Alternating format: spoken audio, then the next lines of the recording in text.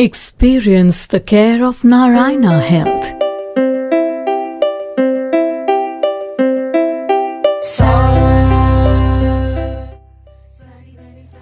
हाय दोस्तों, welcome to Narayana health. और हमारे इस इनिशिएटिव लेट्स टॉक हेल्थ में जहां हम आप सबकी कुछ कॉमन मेडिकल क्वेरीज, कुछ जिज्ञासाएं, उनके ऊपर चर्चा करते हैं हमारे डॉक्टर्स के साथ। और आज हम एपिसोड 6 में, जैसा कि मैंने आपको पहले भी कहा, कुछ चोटों के बारे में, वुंड्स के बारे में, कुछ इंजरीज़ के बारे में बात करेंगे हमारे डॉक्टर से। आज हमारे साथ जुड़े हैं डॉक्टर गिरीश गुप्ता, जो consultant orthopaedics, hand and microvascular surgeon है। बहुत ही एक स्पेशल टाइप की इनकी स्पेशलिटी और इनके जो हुनर हैं उनके बारे में ये बात करेंगे। और कुछ क्वेश्चंस आपकी तरफ से, 5 क्वेश्चंस आपकी हेल्थ के लिए। Doctor Girish, welcome to the show. और इससे पहले कि हम शो स्टार्ट करें, आप अपने बारे में कुछ बताइए। Thank you, Bali sir. And I am Dr. Girish Gupta. I am an orthopedic surgeon basically, and then I have trained in hand and microvascular surgery in Ganga Hospital, Coimbatore, and I am working in Narayana since last 12 years and in the practice for around 18 years. So I am doing exclusively hand surgery, hand and upper extremity, all surgeries we do here. Thank you very much. और जैसे doctor साहब ने कहा, ये injuries के ऊपर और specially hand surgeries के ऊपर बात करेंगे।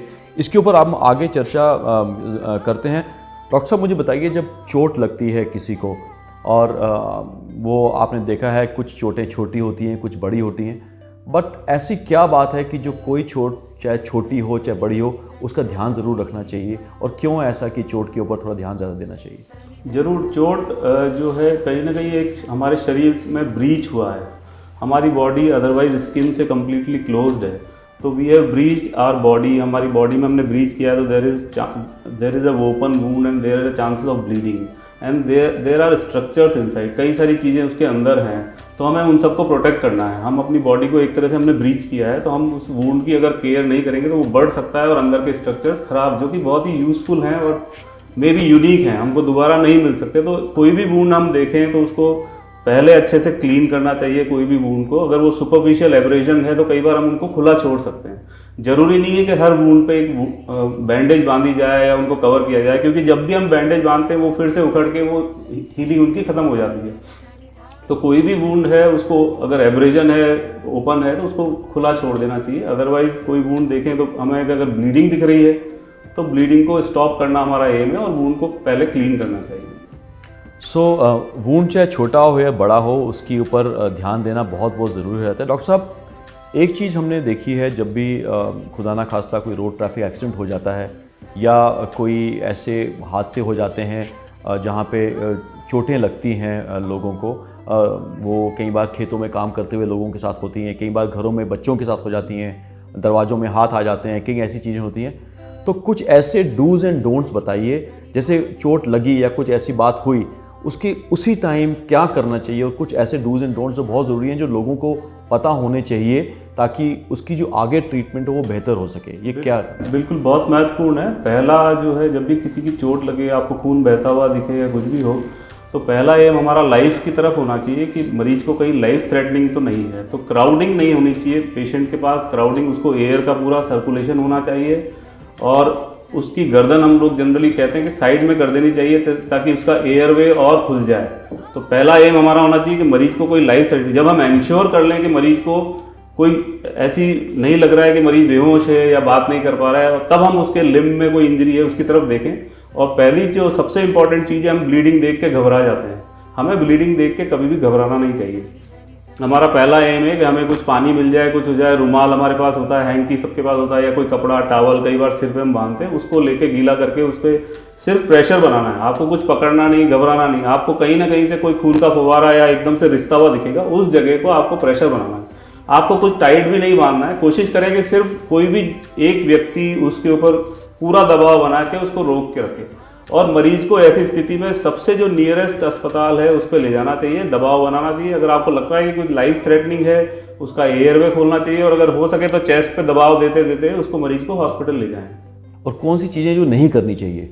जो नहीं करना है वही मैंने बताया कि क्राउडिंग नहीं करना है, और मरीज का किसी भी तरीके से कोई नाक या उसके ऊपर नहीं आना है। घबराना नहीं कि मरीज को हम सब देखते रहें। कई बार ऐसा होता है कि हम लोग वीडियो और वो सब बनाने लग जाते हैं और मरीज की तरफ हमारा ध्यान हट जाता है, या डर के मारे हम लोग उसको उठा नहीं पाते। तो मरीज की तरफ ध्यान देना जरूरी है, लोग दूर रहें, 1 2 3 4 जो समझदार लोग हैं उनमें से कोई अगर आगे आके उसको देखभाल करे तो अच्छा रहेगा। डॉक्टर साहब ने एक बात कही, हल्का सा जिक्र किया, वीडियो ना बनाने लग जाएं। ये बहुत ही ज़रूरी बात है, क्योंकि आजकल सोशल मीडिया के ज़माने में डॉक्टर साहब हर बंदा पहले वीडियो बनाने लगता है, उसको पहले कुछ हेल्प करने। और आपने 2-3 चीज़ें ये भी कही कि प्रेशर बनाएं, जहाँ पे चोट लगी है ज़रूरी नहीं है कि वहाँ बांध के रखें, बट कोई आदमी प्रेशर बनाए। साथ में आपने कहा कि एयरवे को उसके वो करें साइड में गर्दन करके, एंड उनको जितनी जल्दी हो सके अस्पताल ले जाएँ।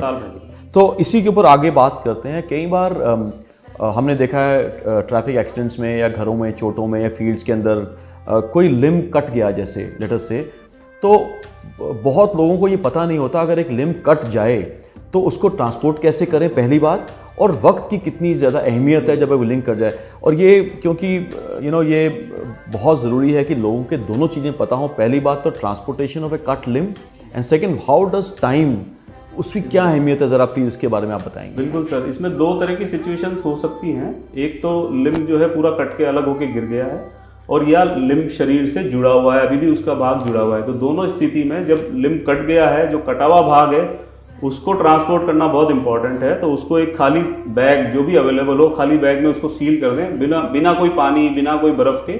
और फिर उसको एक आइस बॉक्स अगर हमें मिल जाए, आइस बॉक्स, आइस की अवेलेबिलिटी गांव में कई बार नहीं होती, तो उसको एक पानी के टब में या किसी भी चीज़ में, लेकिन उस थैली में पानी नहीं डालना है।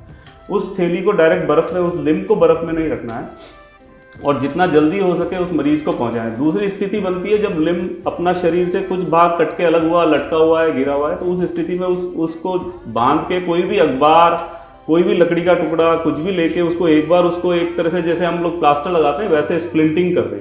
उसकी स्प्लिंटिंग करेंगे, अखबार या कुछ भी लगाएंगे तो आप उसको स्थिर कर देंगे, उसकी ब्लीडिंग फर्दर रुक जाएगी, और उसको हाथ को या पैर को ऊंचा रखते हुए उसको ट्रांसपोर्ट करेंगे, उसको हम लेके गाड़ी में लेके आएंगे। दूसरी बात आपने कही कि भी जो लिम्ब है उसका समय हमारे पास कितना है। पहली चीज़ ये ध्यान रखनी है कि जो बच्चा है या कोई भी जिसको चोट लगी उसको कुछ भी खाने पीने को नहीं देना, और अगर हमें कोई डिस्पेंसरी आसपास मिल जाती है, फटाफट कोई जो हम कहते हैं ड्रिप चढ़ाना, जिसको कहते हैं ड्रिप, हम लगा सकें बच्चे के या जो भी एडल्ट है किसी के, ताकि उसको उसकी पूर्ति जो है खाने पीने की उससे होती रहे।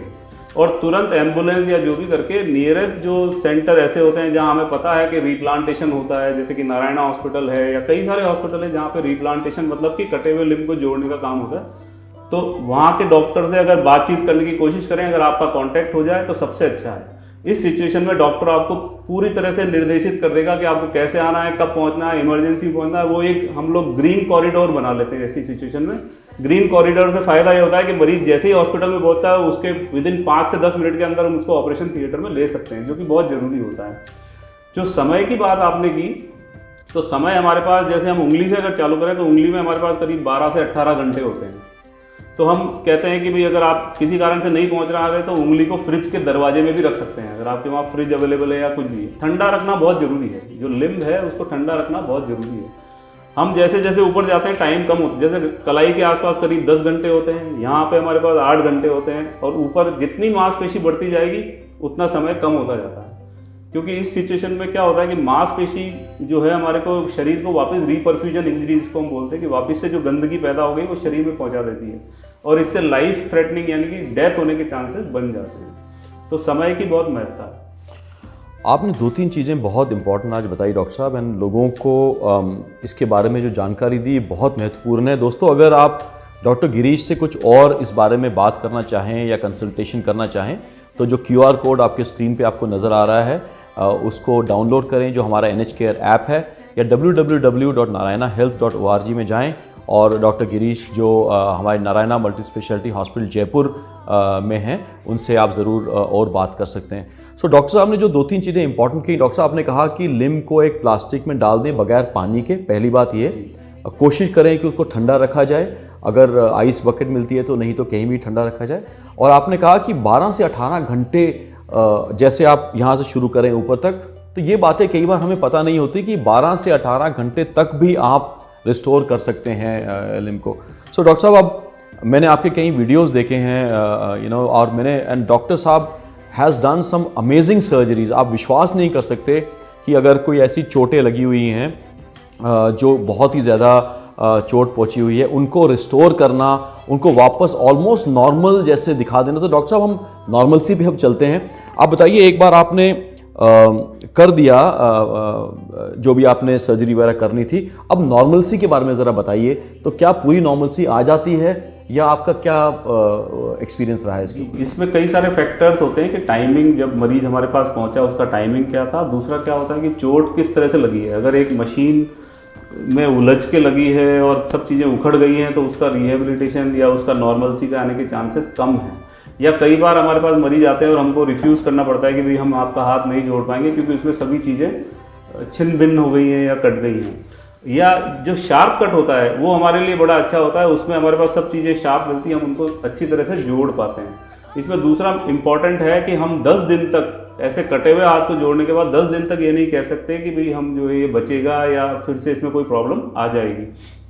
तो हमें उसका बहुत ध्यान रखना पड़ता है, खून को पतला रखना पड़ता है, ये बहुत इंपॉर्टेंट है। मरीज में भी थोड़ा धैर्य होना चाहिए, मरीज के रिश्तेदारों को भी हमें सपोर्ट करना पड़ता है कि भाई वो धैर्य रखें, क्योंकि 10 दिन तक हम जवाब नहीं देने की स्थिति में होते हैं और हमेशा मरीज के साथ रहते हैं। 24 घंटे हमें मरीज के साथ रहना पड़ता है, क्योंकि उसका कब खून पतला होगा, कब ब्लीडिंग शुरू हो जाए, कब हाथ में काला नीला पड़ना शुरू हो जाए, तो ये सब बहुत, तो मरीज के सहयोगियों को, रिलेटिव्स को धैर्य रखना और उनको डॉक्टर को पूरा सहयोग करना चाहिए। इसके बाद फॉलोअप बहुत इंपॉर्टेंट है। मरीज जो फॉलोअप में हमारे यहाँ कई बार समस्या आती है कि एक बार उनको लगता है कि हाथ जुड़ गया, अब तो मुझे डॉक्टर साहब के पास आना नहीं है। ये बहुत दिक्कत है।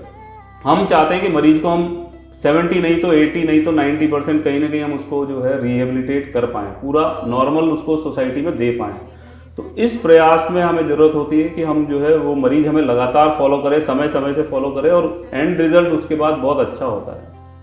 क्या बात है डॉक्टर साहब, मैंने आपकी सर्जरीज़ की वीडियोस देखे हैं और अगर आप लोग कभी चाहें तो यूट्यूब में डॉक्टर साहब की वीडियोस वगैरह हैं। आप विश्वास नहीं कर पाएंगे कि किस तरह से चोट लगने के बाद डॉक्टर साहब ने ऑलमोस्ट नॉर्मलसी की तरफ बच्चों को, बड़ों को अपनी सर्जरी से, अपनी स्किल से लेके गए। और एक और बात जो डॉक्टर साहब ने कही, इनकी डेडिकेशन की, पेशेंट के साथ रहना पड़ता है, बिकॉज कुछ भी अगर उस वुंड में या जो इन्होंने सर्जरी की है उसके ऊपर कुछ ऐसा लगे उनको कि फिर से उसको कुछ करना पड़े तो वो उनको कर सकें। डॉक्टर साहब, अब एक चीज़ जो जनरली हम सब लोगों के दिमाग में होती है उसके बारे में पूछूंगा। जैसे हमने कहा है कुछ कॉमन सवाल लोगों के बारे में हमारे थे, तो जनरली आप ये बताइए, जब चोट लगती है किसी को, कुछ छोटी चोटें हैं, कुछ बड़ी चोटें हैं, तो किस किस चोट में कवर करना चाहिए, किस चोट में पट्टी बांधनी चाहिए, किस में बैंडेड लगाना चाहिए, किस में खुला छोड़ देना अच्छा है, किस चोट में आपको क्या करना चाहिए, ये दिमाग में हमेशा एक उलझन रहती है। तो क्या आप ज़रा प्लीज़ हमारे जितने भी सुनने वाले हैं, इनके जो ये डाउट्स हैं चोटों के बारे में, इनमें अगर इनको क्लियर कर सकें तो बहुत। जैसे कुछ चोटें, हम चोटों की क्लासिफिकेशन हमारी भाषा में होता है, हम उसको सिंपल भाषा में बोले तो एब्रेजन यानी कि रगड़, आपके खरोंच आ गई है। खरोंच के केस में मुझे लगता है कि हमेशा खुला ही छोड़ना चाहिए उसको, और उसके ऊपर कई मर्क्यूरोक्रोम की एक लाल दवा, हम सब समझते हैं, लाल दवा लगानी चाहिए। और उसको जितनी हवा लगेगी, जितना एयर ऑक्सीजन उसको मिलेगा, वुंड उतना अच्छे से हील होता है। हम लोग आजकल ऑक्सीजन थेरेपी यूज़ करते हैं वुंड हीलिंग के लिए। तो इसमें क्या है कि हमको जो है ओपन छोड़ सकते हैं। अगर कहीं दिखता है कि शार्प कट है और वुंड है, तो सबसे अच्छा तरीका है कि उसको स्टिचेस कर दिया जाए। हमारी स्किन से बढ़िया कोई चीज़ कवर नहीं कर सकती। तो अगर वुंड अपने को दिखता है और अपने को लगता है कि स्किन एक दूसरे के पास आ जाएगी, हम उसमें स्टिच कर पाएंगे, तो डेफिनेटली स्टिच कर देना चाहिए। कुछ वुंड ऐसे होते हैं जिसमें ऊपर का पूरा मांस निकल गया, पूरी चमड़ी निकल गई और अंदर के स्ट्रक्चर जैसे कि बोन या टेंडन वगैरह दिखने लग जाते हैं। उस केस में डॉक्टर को तो संपर्क करना ही चाहिए, और डॉक्टर का फर्ज बनता है कि वो उन चीज़ों को पहले तो नेक्रोज होने से, यानी कि उनको मरने से बचाए, उनको कवर करके रखे। और जब भी जरूरत पड़े हम लोग कुछ फ्लैप्स करते हैं, जैसे कि हम पेट से चमड़ी लेके हाथ पे लगा देते हैं, कई बार जान से चमड़ी लेके लगा देते हैं। तो इस तरह के सिचुएशंस बनती है, जैसी सिचुएशन है उसी हिसाब से उसको एड्रेस। पर इन एनी केस जो हमारे स्ट्रक्चर्स हैं अंदर के, वो हमें दोबारा नहीं मिल सकते हैं, बहुत इंपॉर्टेंट है। तो इसलिए वुंड केयर बहुत ज़रूरी है। और सबसे बड़ा चैलेंज आता है इन्फेक्शन। तो हमें उसकी लगातार ड्रेसिंग, क्लीनिंग, बहुत ही एसेप्सिस यानी कि बिल्कुल ही कीटाणु रहित तरीके से उसकी ड्रेसिंग होनी चाहिए।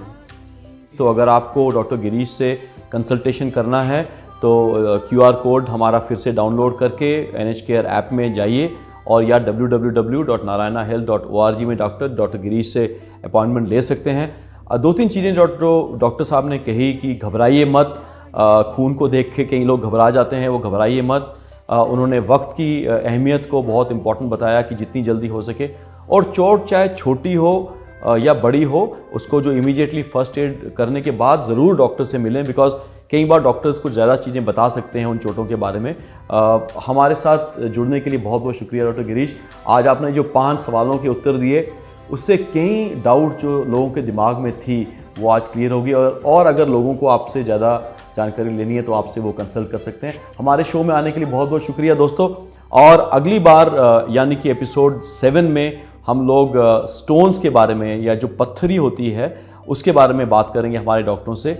याद रखिए, खाली 5 सवाल हमारे डॉक्टरों के साथ एक बेहतर हेल्थ की तरफ हम लोगों को ले जा सकते हैं। हमारे साथ जुड़े रहने के लिए बहुत बहुत धन्यवाद। नारायणा हेल्थ की तरफ से thank you very much. Thank you sir.